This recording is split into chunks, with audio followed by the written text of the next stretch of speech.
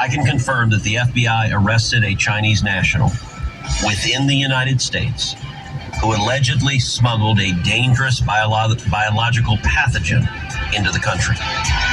The individual, Yunquin Jian, is alleged to have smuggled a dangerous fungus called Fusarium graminearum, which is an agro-terrorism agent, into the U.S. to research at the University of Michigan, where she works. This fungus can cause a disease called head blight, a disease of wheat, barley, maize, and rice, causing significant health issues in both humans and livestock. It is responsible for billions of dollars in economic losses worldwide each year. Evidence also indicates Jian had expressed loyalty to the Chinese Communist Party and had received funding from the Chinese government for similar work on this pathogen in China. Jian's boyfriend, Zunyang Liu, also charged in the complaint, works at a Chinese university where he conducts research on the same pathogen. Liu is alleged to have first lied, then admitted to also smuggling Fusarium graminearum into America through the Detroit Metropolitan Airport so that he too could conduct research at the University of Michigan. Both individuals have been charged with conspiracy, smuggling goods into the United States, false statements, and visa fraud. This case is a sobering reminder that the CCP is working around the clock to deploy operatives and researchers to infiltrate American institutions and target our food supply, which would have grave consequences, putting American lives and our economy at serious risk. Your FBI will continue working tirelessly to be on guard against it. You go through this, and let's unpack it and just go back a little bit to paint, I think, the broader picture. We've seen China financially infiltrate our colleges, our best colleges. We have seen them by influence. We saw this out with the Biden Institute, for goodness sakes. We have witnessed the number of Chinese students that we allow to come into this country, be trained here, have access to R&D here, and then we've witnessed what our government did under Fauci with the amount of money we were sending to China that was doing a lot of this type of research and other things. And we shouldn't be surprised that this is happening now, but this again goes back to the vulnerability.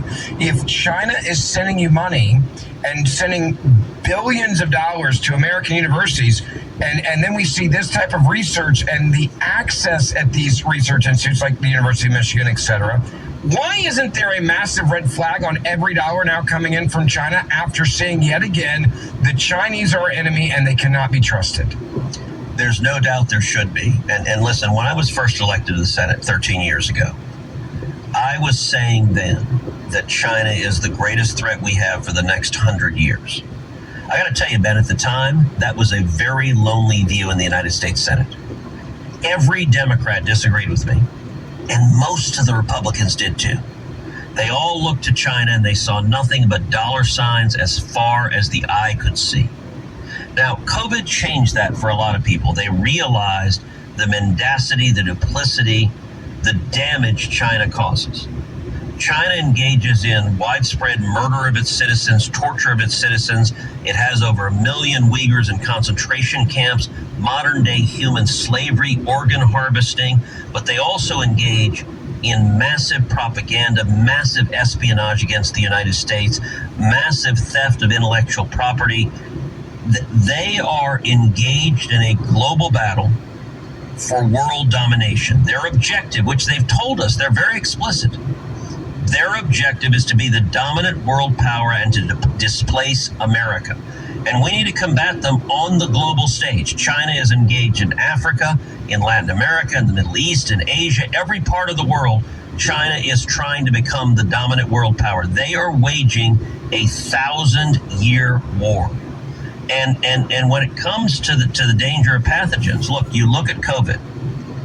COVID, it was clear within the first couple of months of this pandemic that the evidence strongly suggested that the virus escaped from the Wuhan Institute of Virology in Wuhan, China.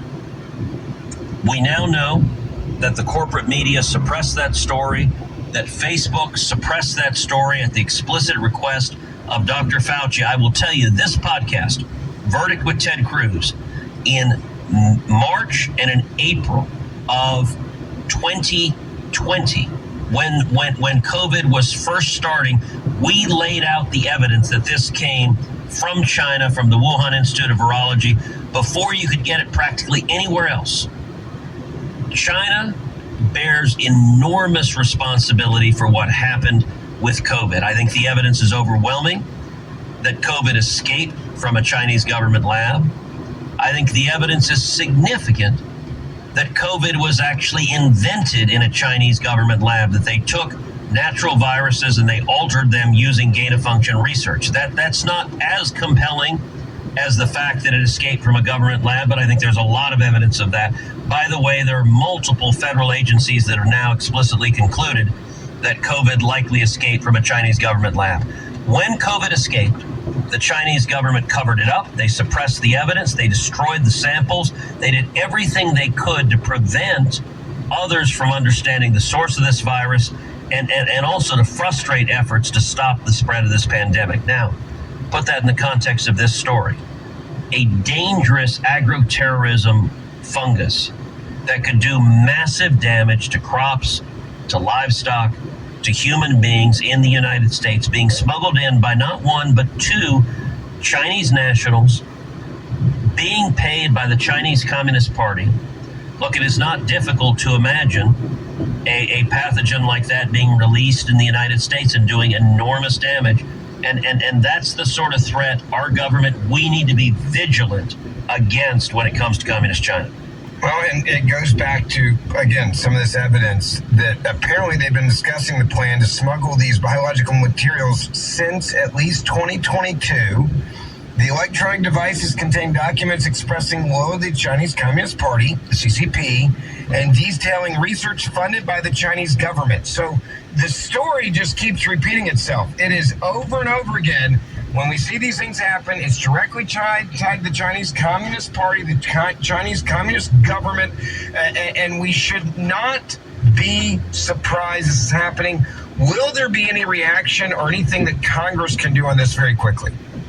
Well, listen, this has been an area I've been legislating for a long time. So, for example, one of the very first bills I passed into law dealt with Confucius Institutes. Confucius Institutes were formed on U.S. universities all across the country, hundreds of them. And they were funded by the Chinese Communist Party. They conducted espionage and propaganda. I introduced legislation to cut off federal funding to universities that have Confucius Institutes, passed it into law, and as a result, we've shut down most of the Confucius Institutes across the country. So we can fight this, but we need to be vigilant and we need to fight it. By the way, this is exactly why we do the show and the podcast, so you guys can take this information, share it wherever you are in social media. And don't forget, we do the show 3 days a week, so subscribe to Verdict with Ted Cruz wherever you get your podcasts. It's Verdict with Ted Cruz, Ben Ferguson with you. We'll be right back after this.